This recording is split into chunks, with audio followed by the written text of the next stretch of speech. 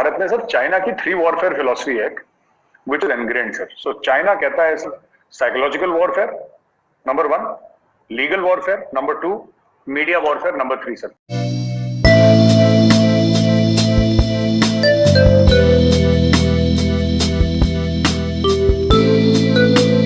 अस्सलामुअलैकुम गाइस, क्या हाल है? मेरे सब ठीक ठाक होंगे, खैरियत से होंगे. आप देख रहे हैं सादी रिएक्ट्स यूट्यूब चैनल और मेरा नाम है सरदार साद. तो आज मैं जिस वीडियो के ऊपर रिएक्शन देने जा रहा हूं, उस वीडियो के टाइटल की अगर बात करूं तो major Gaurav Arya LAC is 3600 kilometre long, China can come from anywhere, the Jaipur dialogues. तो आइए चलते हैं, वीडियो देखते हैं और समझने की कोशिश करते हैं इंडिया और चाइना के दरमियान जो LAC के ऊपर जो बातचीत हो रही है और मुज़ाकरात हो रहे हैं उसमें कितनी पेशरफ हुई है और कौन सा मुल्क जो है वो क्या डिमांड कर रहा है. आइए चलते हैं. इंडिया की स्टेक्स यहाँ पे कहाँ पे आती हैं, क्योंकि India is may be with the US. वैसे तो हमारे भी ट्राइलैटरल्स हैं, फ्रांस के साथ, UK के साथ वी आल्सो हैव ट्राइलैटरल्स और those are quite strong and quite old trilaterals, काफी पुराने ट्राइलैटरल्स हैं. बिल्कुल. तो ये जो ओशन की स्ट्रैटेजी है, ठीक है, आपकी बात मानता हूँ मैं, वो चाइना को एक स्क्वीज करेगी. चाइना इज एप्रेहेंसिव और सारी बात ठीक है, लेकिन जो हमारे बॉर्डर पे बैठा हुआ है, जो 6000 किलोमीटर पे चाइना, वो बात तो वहीं की वहीं रह जाती है. हमें तो अफगानिस्तान से समस्या ही पैदा हुई ना कि अफगानिस्तान में ये होने से China does get a foothold और वहां से ये कुछ न कुछ शैतानी करने के लिए, जो आपने कहा कि पाकिस्तान तो मर्सनरी आर्मी है, तो उसको डॉलर देने हैं और इंडिया को तंग करना है. तो एक तरह से वो जो सेकंड जिसकी हम बात करते हैं 2 फ्रंट वॉर या 2 फ्रंट एसिमेट्रिक वॉर जिसको कह सकते हैं, तो एक तरफ तो ये बैठे हुए हैं और दूसरी तरफ से एसिमेट्रिक ये चाइना करवाएगा और पैसा मिलेगा पाकिस्तानी आर्मी का, तो कुछ भी कराएगी. नहीं सर, आपकी बात ठीक है, एनालिसिस आपका गलत नहीं है sir, I totally agree with your analysis. लेकिन मैं थोड़ा सा और ऐड करना चाहता हूँ विद इन्फॉर्मेशन. ये जो पूरा चाइना की बात है ना सर, मैं कह रहा हूँ ये हमने बहुत देर कर दी है, लेकिन अभी भी मैं कह रहा हूँ कि it is still salvageable. You have to give a very very strong message to China sir. हम लोग चाइना का नाम नहीं लेते, ठीक है, हमने चाइना के दांत खट्टे कर दिए, लाइन ऑफ एक्चुअल कंट्रोल, ये बात सच है, लेकिन I think a more aggressive posture needs to be taken. What are we waiting for sir? China फिर अगले साल घुसने की कोशिश करेगा अंदर. चाइना को अगर हमने गलवान में उसके दांत खट्टे करे, इसका मतलब ये नहीं कि चाइना अगले साल नहीं आएगा. They will keep on trying sir. और गलवान से थोड़ा आएगा सर, वो उत्तराखंड से आ जाएगा, वो सिक्किम से आ जाएगा, वो अरुणाचल से आ जाएगा, वो लद्दाख से आ जाएगा, वो सर कहीं और से आ जाएगा, हिमाचल से आ जाएगा sir. Line of actual control 3600 kilometre लंबी है, तो उसमें कोई ऐसी बात ही नहीं. अनलेस वी देखिए सर, 2 चीजें हैं. एक तो मैंने ओशंस की बात करी. It is only India that can stop China in the Himalayas, sir. No other country either has the will, even if they want to. Pakistan does not want to because Pakistan तो बिका हुआ है. But no other country will ever do it. It is only India, and we must do it not for any other country. We must do it for ourselves. हमें खुद के लिए करना है. हमें एक aggressive posture लेना पड़ेगा. हमें we'll have to stick our necks out. हमें चाइना को सर एक बड़ा strong, बड़ा ruthless message पास करना पड़ेगा. We have to understand the Chinese mindset, and those of us who study China closely, we understand the way China works. China does not respect soft power. China respects strength, sir. China respects जो पुरानी चीज, वो भाई बहन होए ना प्रीत वाला मामला है सर, वो थोड़ा सा एग्जीक्यूट करना पड़ेगा चीन के खिलाफ, तभी चीन को समझ में आएगा. आपको काउंटर इंट्रूजन, अगर चीन कहता है कि हम अंदर आ रहे हैं इंडिया के, हम आने वाले हैं इंडिया के अंदर, उसके पहले कि वो आए, आप चाइना के अंदर घुस जाइए sir. When China realises that आपका इंटेंट सीरियस है, आप एक ऑफेंसिव फोर्स बन चुके हैं, आप डिफेंसिव फोर्स नहीं है. It is at that point in time that China will realise that India is not to be messed around. वरना सर देखिए, 1962 से पहले से कर रहे हैं ये लोग, ये हर साल करते हैं सर. ये तो लोगों को आज हिंदुस्तानियों को पता चल गया, क्योंकि गलवान में जो हुआ तो Indians came to know about it. Colonel Babu और उनके साथ जो 19-20 जवान थे, तो therefore Indians came to know about it. पर क्या इंडियंस को पता है कि हर साल, इसके पहले डोकलाम में कर रहा था रूस सिक्किम के पास, सिक्किम में it was trying. So China will try every year and we will only stop it if we physically stop it. वरना this is not going to stop ever. ये कभी नहीं रुकने वाला, ये नहीं रुकेगा सर. ये 50 साल तक चाइना करता रहेगा. It will keep on applying pressure in the Himalayas. क्यों? उसका ये aims है sir. Land is one aim, of course. Extension of its power is another aim. To control the population, palm and 5 fingers वाला concept, that is another aim. But also the fact that अगर China आप पे pressure डालेगा हिमालयाज में, आप समुंदर पे आपकी तवज्जो नहीं जाएगी sir. We have ignored the oceans because see sir even historically, आप तो हिस्ट्री के बड़े स्टूडेंट हैं और आप हिस्ट्री पढ़ते हैं, यू ऑफन कोट हिस्ट्री. आप एक बात बताइए सर, दुश्मन हर समय कहां से आया? या तो नॉर्थ से आया या वेस्ट से आया. ऐसी है ना सर. दुश्मन जब भी आया भारत का बाहर से, आज से 300, 400, 500, 1000 साल पहले, उसके भी पहले वो नॉर्थ से आया, वेस्ट से आया, साउथ से तो ही नहीं आया. So we became very very this thing excepting of the fact कि यार जब ये आएगा वहां से. अच्छा 1947-48 में भी नॉर्थ से आया, वो 65 में भी नॉर्थ से आया सर, 62 में भी नॉर्थ ओब्लिक ईस्ट नॉर्थ उससे आया, ऊपर से सर, बर्फीली पहाड़ियों से. आपकी जो लड़ाई हुई आपकी वेस्ट में हुई, नॉर्थ में हुई सर, थोड़ी बहुत ईस्ट में हुई 71 की, that was a very quick 13, 14, 15 day war, आप उसको छोड़ दें. लेकिन उसके अलावा so this has our budgets have followed our psychology sir, our military budgets. हमने बजट 70-80% पहाड़ों की तरफ डाल दिया है. हमने बोला कि नहीं सर, 3 आपके स्ट्राइक कोर हैं सर, 1 कोर, 2 कोर, 21 कोर. मैं 17 कोर की बात नहीं कर रहा, पानागढ़ वाला, मैं उसकी बात नहीं कर रहा, that is still to be developed. आपके 3 कोर्स हैं sir facing Pakistan, 3 strike corps facing Pakistan sir, and no fully form strike corps facing China. Then इसका मतलब कि China over a period of time has managed to put pressure in the Himalayas so that we don't focus. Now we have started focusing. पिछले कुछ सालों से, 7-8 सालों से we have started having this thing कि जल्दी जल्दी करो, ओशंस में डालो. तो ये एयरक्राफ्ट कैरियर बन रहा है, ये न्यूक्लियर सबमरीन का तो पहले से था, 10-15 साल से पहले से ही प्लान चल रहा था. ऐसी बात नहीं आज का प्लान है वो, it is from before only. लेकिन fact of the matter is that today we have realized a country with a strong navy can win wars sir. If you have a weak navy, you can never win wars. And today, Indian Navy is developing very fast. वो चाबी वही है sir, Himalayas और seize की. Naturally हाँ, बिल्कुल आप सही कह रहे हैं. तो बैलेंस बना के चलना पड़ेगा कि ठीक है, बिल्कुल हम इधर से अगर डिफेंड करेंगे तो दूसरी तरफ हम आपको मलक्का चौक अप्लाई कर सकते हैं. तो मलक्का चौक अप्लाई करने का एक ऑप्शन, वैसे तो अकेले करो तो फिर it can escalate into what they call, जो हमारी एस्केलेटरी लैडर है वो चढ़ जाएगी. लेकिन अगर क्वाड साथ में है और ये आपकी ओकस साथ में है, तब तो फिर चाइना भी नहीं कर पाएगा. ट्रबल. इसमें सारी मुझे एक बहुत सारी डाउट आती है, खासतौर से ये यूएस की जो मैं देख रहा हूँ after the second world war और after the Korean war particularly, कि यूएस की जो सारी की सारी जो स्ट्रेटेजिक थिंकिंग है वो बहुत ज्यादा उनकी जो लोकल पॉलिटिक्स है उसके ऊपर डिपेंडेंट हो गई है. और जो उनका लोकल पॉलिटिक्स है वो वैसे तो कहने को they are economy, as an economy they are capitalist, लेकिन जो उनका जो पूरा का पूरा एकेडेमिया है और उनके जो थिंक टैंक्स हैं वो सारे के सारे लेफ्ट ने कैप्चर कर लिए. तो उनकी जो मेंटल कैपेसिटी है, जो उनकी इंटेंट है, उस पर मुझे बहुत डाउट होने लगा है. क्योंकि क्या उनकी जो मिलिट्री कैपेबिलिटी है उसको ड्राइव करने के लिए जो इंटेंट चाहिए वो इन टाइम ऑफ क्राइसिस वो कर पाएंगे? Can India depend on this kind of a US group? Ultimately तो हमें अपने हाथ पे रहना ही पड़ेगा, लेकिन क्या हम इसके ऊपर डिपेंड भी कर पाएंगे? क्या फ्रांस ज्यादा डिपेंडेबल पार्टनर नहीं है? Sir, the short answer to your question is no. You cannot depend on the United States, sir. I don't feel right. मैं तो कह रहा हूँ इससे ज्यादा रशियन डिपेंडेबल एलाइज.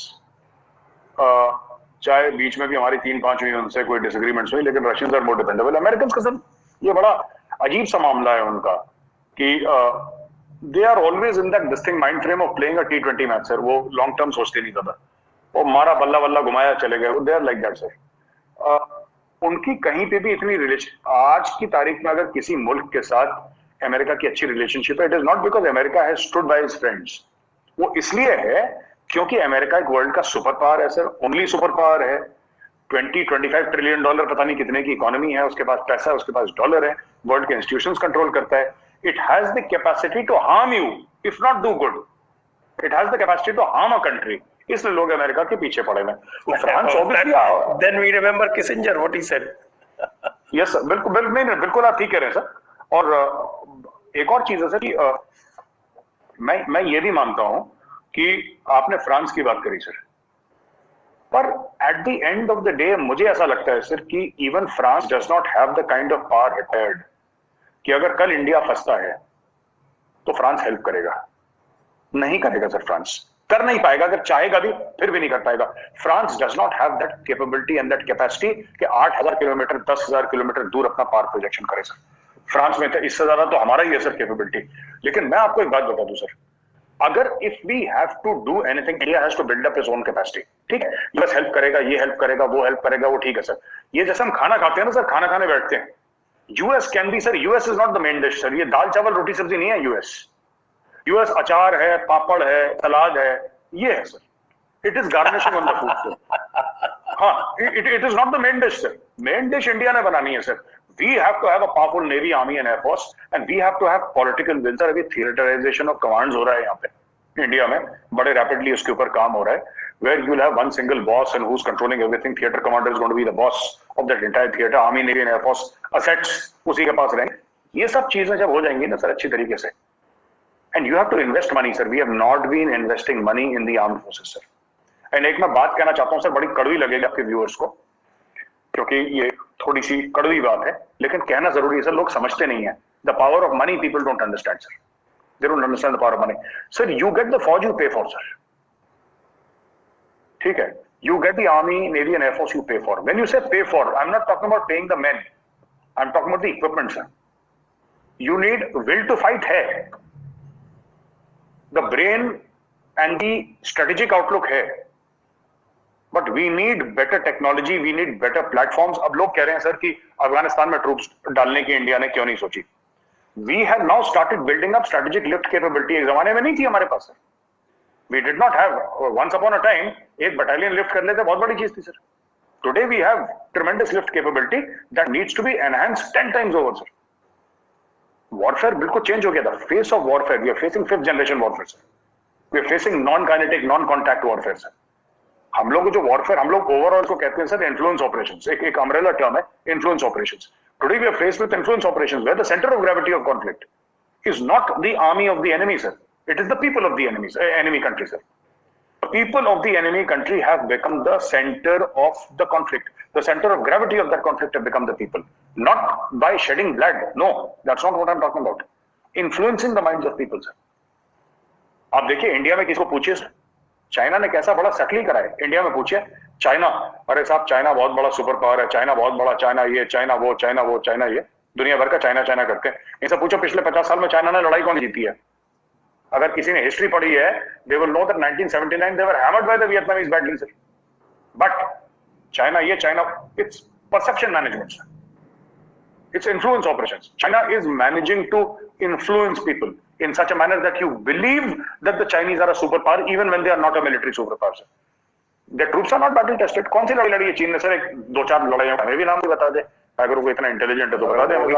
कॉन्सेप्ट्स की फोर्स है सर। ये लोग आज से 10 साल पहले ये लोग मसाज पार्लर चलाते थे चाइनीज आर्मी वाले, फिर उसने बंद करा, ये जो इसके पहले वाला था उसने बंद करवाया, कह रहा क्या ड्रामा कर रहे हो तुम लोग। फिर उन्होंने, इनके बार्स थे सर, इनके कैराओकी बार्स थे, इनकी ये सब चीजें थी। तो it was a system that was not highly this thing sir, it was not a very professional army Chinese army. But China has got a big chequebook sir, तो चेकबुक के उसमें चाइना थोड़ा सा धकेल देता है लोगों को, दैट्स इट। आप ने 5th जनरेशन वॉरफेयर की बात की और प्लेटफॉर्म्स की बात सही आपकी, there can be no dispute on that. लेकिन 5th जनरेशन वॉरफेयर के जो इम्पोर्टेंट कंपोनेंट है that is psy war, psychological warfare, information warfare और साइबर वॉरफेयर। आपको नहीं लगता कि भारत ने इसके ऊपर भी इन्वेस्ट नहीं किया है बहुत अधिक? बिल्कुल नहीं करा सर, बहुत अधिक तो आपने ज्यादा बोल दिया। भारत ने सर, चाइना की 3 वॉरफेयर फिलॉसफी है which is ingrained sir. So China कहता है sir psychological warfare number 1, legal warfare number 2, media warfare number 3 sir. How to use media, बड़ा इंटरेस्टिंग एनेक्डोट है सर। इंडियन मीडिया भी हाईली इन्फेक्टेड है, Indian media is highly infected. कैसे? Indian media surgical strikes और question करना sir, चलिए democracy है, सबका हक है। I will not name certain channels and newspapers which went out of their way to question, and they said we want proof. Sir, how can you give proof of surgical strike? Sir, आप कैसे दे सकते हैं? It's a top secret operation, sir. How is it possible, sir? It's not possible, sir. फौज नहीं दे सकती, चाहे भी तो नहीं दे सकती है उनके पास। कुछ images release कर सकती है, छोटे मोटे videos, but they cannot give you the blueprint for a surgical strike, sir. These are strategic and tactical matters which nobody will disclose, sir. Same media, Indian media, is so badly infected that it had started questioning the Balakot strikes. आपको कैसे पता उसमें क्या था?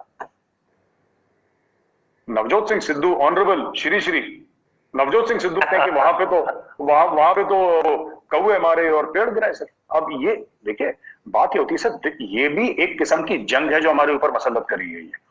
This is also a war that we are fighting. This is a war of perception where he will go to Pakistan and he will hug the army chief of Pakistan. वो गले मिलेगा army chief से, right, and he will come back telling some story about Pakistan. तो देखिए ये सब चीजें जो है, ऐसे होता है, ऐसे होगा।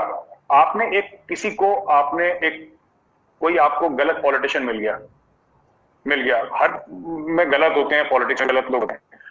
एनिमी कंट्री ने उसको पैसे दिए, बोला कि फ्लोर ऑफ द हाउस में आप सवाल पूछ लेना, बस कहानी खत्म। This is fifth generation warfare sir, non contact, non kinetic, there is no bloodshed sir. लेकिन the centre of gravity has shifted from the army to the population of the country. एक पूरी पॉपुलेशन डिमोरलाइज हो जाती है।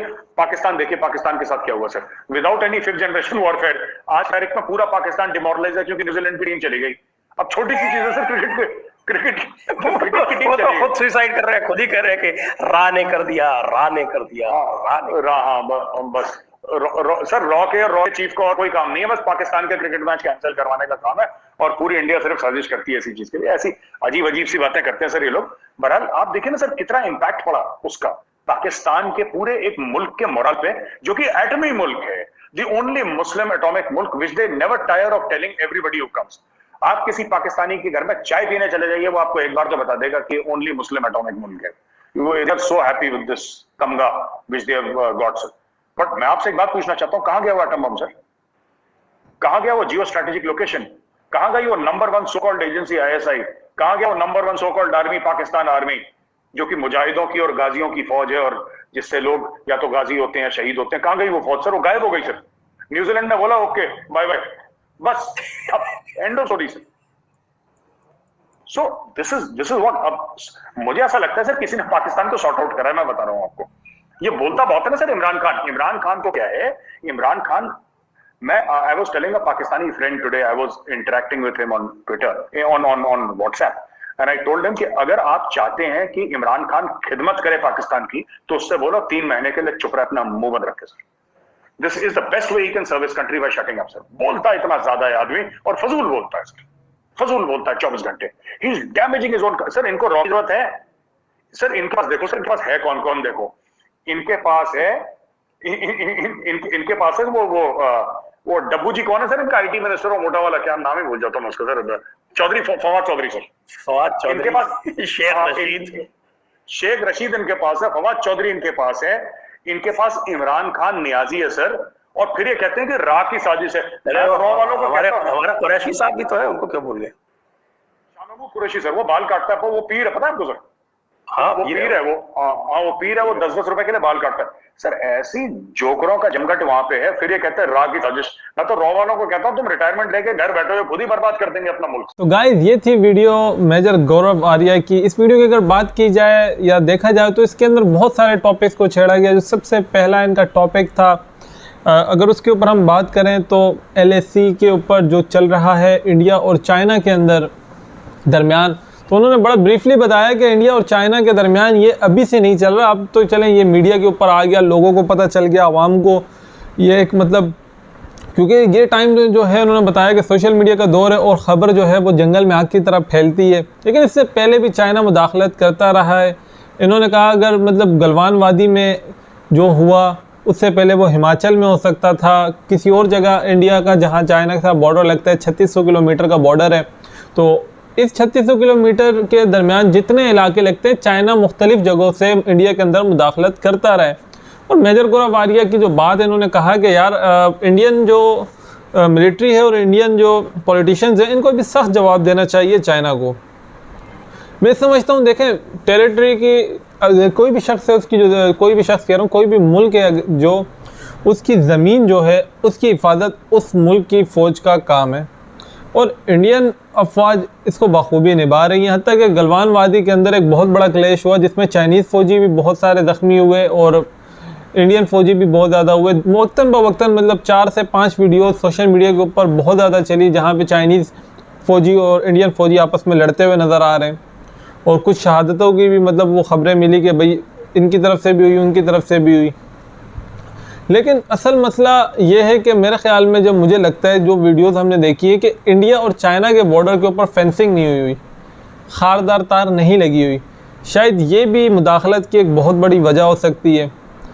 क्योंकि देखें, पाकिस्तान और India का जो बॉर्डर है वो चाइना और इंडिया के बॉर्डर से मैं समझता हूँ कि शायद बड़ा है, उसकी लेंथ ज़्यादा है और पाकिस्तान की जितना बॉर्डर है इंडिया के साथ उस सारे पे फेंसिंग हुई हुई है, चाहे कश्मीर है, चाहे पंजाब है, चाहे आपका सिंध और चोलिस्तान और आपका राजस्थान का बॉर्डर लगता है। तो ये सारे बॉर्डर के ऊपर फेंसिंग हुई है, खारदार तार लगी हुई है, बाकायदा पेट्रोलिंग होती है, जिस वजह से मुदाखलत करना या मुल्क के अंदर से दूसरे मुल्क के अंदर जाना या यहाँ की फ़ौज को वहाँ जाना, वहाँ की फ़ौज को यहाँ आना थोड़ा सा मुश्किल होता है। बात करें अगर चाइना की और लद्दाख की और इन इलाकों की, जो वीडियोस नज़र आई उसमें तो ऐसा लग रहा ही नहीं था कि यार कोई फेंसिंग हुई हुई, कोई बॉर्डर बना हुआ है, यहाँ ये हिस्सा इंडिया का है, ये हिस्सा चाइना का है, बल्कि ये नज़र आ रहा था कि बस कुछ पत्थर रखे हुए हैं, इस साइड पे जो है वो इंडियन फ़ौजी हैं और उस साइड पे जो है वो चाइनीज़ फ़ौज खड़ी हुई है। लेकिन जब तक मैं समझता हूँ ये मसला तब तक हल नहीं हो सकता जब तक बीच में फेंसिंग नहीं होती प्रॉपर, ये मसला तभी जाके हो सकता है। फिर इन्होंने बात की चाइना की वारफेयर, जो इनकी स्ट्रेटेजी है और वो जिस तरीके से जंग लड़ना चाहते हैं, क्योंकि उन्होंने भी ये बात की कि चाइना ने पिछले 50 साल से कोई जंग लड़ी ही नहीं है और जो 1962 में चाइना की और इंडिया की जंग हुई थी वो उस नौयत की बड़ी जंग तो हुई नहीं है। जिस तरह की पाकिस्तान इंडिया के दरमियान जो जंगें चली हैं, मैं समझता हूँ वो चाइना और इंडिया के दरमियान होने वाली जंगों से कई गुना बड़ी जंगें थी जो पाकिस्तान के साथ लड़ी गई इंडिया की। और चाइना की अब फ़ौज की अगर बात करें, देखें ये हकीकत है कि चाइना की जो फ़ौज है वो इंडियन फ़ौज की तरह मैं नहीं समझता प्रोफेशनल है और ना इक्विपमेंट के लिहाज से जदीद है, क्योंकि इंडियन फ़ौज जो है वो दुनिया के साथ इस टाइम पे इंगेज हो चुकी है, रशिया के साथ, अमेरिका के साथ, राफेल आप देखें, जर्मनी, फ्रांस के साथ, यूरोप के साथ असला ले रहे हैं, बेच रहे हैं, ख़रीद रहे हैं, बना रहे हैं हर तरीके से। इसके मुकाबले में अगर चाइनीज़ की बात की जाए तो चाइनीज़ की हमेशा से एक पॉलिसी रही है कि चाइनीज़ दूसरे मुल्क के ऊपर बहुत कम डिपेंड करते हैं, वो अपना बनाते हैं। तो वो अपना भी ऐसा बनाते हैं कि वो कहते हैं कि चाइना की जो चीज़ है उसके बारे में एक मिसाल कहते हैं कि चले तो चांद तक, ना चले तो शाम तक। इनकी मतलब आप कुछ प्रेडिक्शन इनके बारे में नहीं कर सकते। हो सकता है कि इनके पास बहुत अच्छा इक्विपमेंट हो, बहुत अच्छी आर्मी हो, वेल ट्रेन हो, लेकिन बज़ाहिर इस तरीके से नज़र नहीं आता। फिर इन्होंने बात की भाई कि अमेरिका की और इंडिया के ताल्लुकात की, तो एक बात जो मैं मतलब मुझे लगा कि यार ये मेजर गौरव वाजिद किसी न किसी इंटरव्यू में करेंगे, उन्होंने ये बात आखिरकार कर दी कि अमेरिका से अच्छा हमारा जो रिश्ता है वो रशिया के साथ था और जर्मनी और फ्रांस जो है वो बेटर पार्टनर हैं अमेरिका से। क्योंकि मैं समझता हूँ कि इंडिया के लोग भी ये चीज़ बेहतरीन तरीके से, अच्छे तरीके से समझते हैं कि अमेरिका एक अच्छा पार्टनर नहीं है।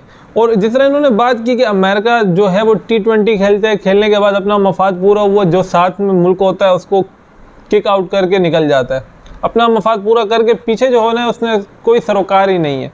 और मैं समझता हूँ कि जो अफ़गानिस्तान की तरफ से मतलब इंडिया की पॉलिसी थी वो बहुत समझदार, बहुत मतलब समझदारी से इनके पॉलिटिशियन ने काम किया और समझदारी का मुजाहरा करते हुए अपनी पॉलिसी बनाई। चाइना ने तरक्की किस वजह से की, उसने दुनिया के साथ बिज़नेस किया। अब इंडिया भी मुझे लग रहा है यही पॉलिसी अपना रहा है कि भाई बिज़नेस, जंगें नहीं चाहिए, बिज़नेस।